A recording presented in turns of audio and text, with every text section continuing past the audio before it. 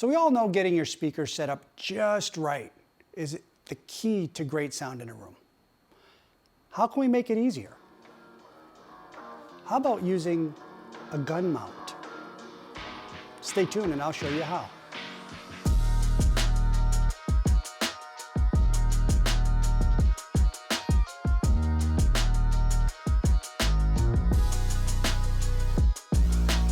So today we're going to do a quick video on a way I found to make positioning my speakers equally much easier than it was before. We've all used the tape measure, and if you do what I've done over the years and you use a tape measure between the speaker and the back wall, that's got one really big assumption. Now we're talking about you've already found the right position where your seat needs to go, and you've already found where these need to go out into your room. But if you do this from the back of your speaker to the wall, you are assuming that the wall is actually perpendicular to where you're at. In my room, my wall is actually a little bit off and is not completely perpendicular. So if I set this speaker from the back wall the same distance as that speaker, there is a noticeable deviation from my seat. And therefore, one speaker is going to be much closer to me than another. And that's going to create all sorts of errors. So I put this aside and bought myself a Bosch laser tool. And I'll link to this one and the other tools down below. You can get them at Amazon, Home Depot, wherever you want. Nothing special about this one, nice one, inexpensive, worked well. But I found that when I was sitting in the seat, it was tough to find consistency of where I was measuring between the speakers. Now what I did do is I used the same point. I used the point here and then a point here for the inside and the outside to adjust toe in and overall distance.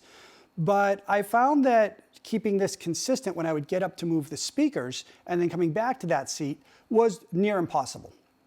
So then I said, well, okay, I'll put it up against my chest. Problem is, I, like most people, feel the need to breathe, which means it's moving in and out, the distance is changing, so you're not getting it just right. And additionally, on top of that, I found it difficult to pivot so that I wasn't accidentally, when I was pivoting, moving over a little to the left or a little to the right, affecting the measurement between the left and right speaker. So even if I leaned it up against my chest, having that same repeatable same point over and over was not very reliable. So I said, well, I'm going to be a typical guy, more is better, so I'm going to go buy myself, with an excuse, another laser measure with a bigger display. I really like this one. This one's much easier to read, and I had figured that if I had a bigger display, I could see it easier from here with my head down, and it would be easier to get a consistent measure.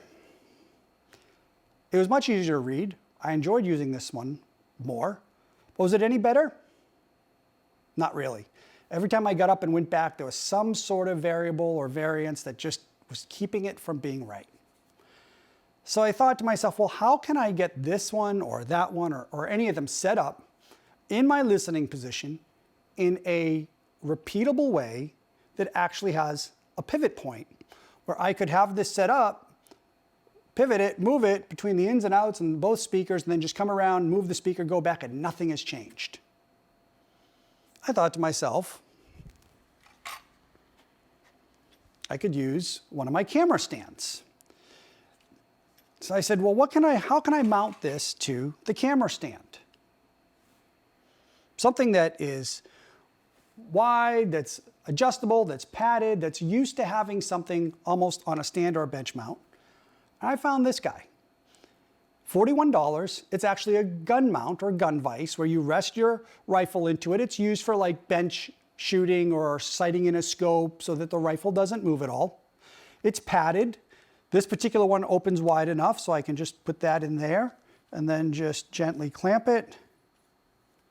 I take this, put it on the tripod, and that moves, and I put the tripod in my listening position.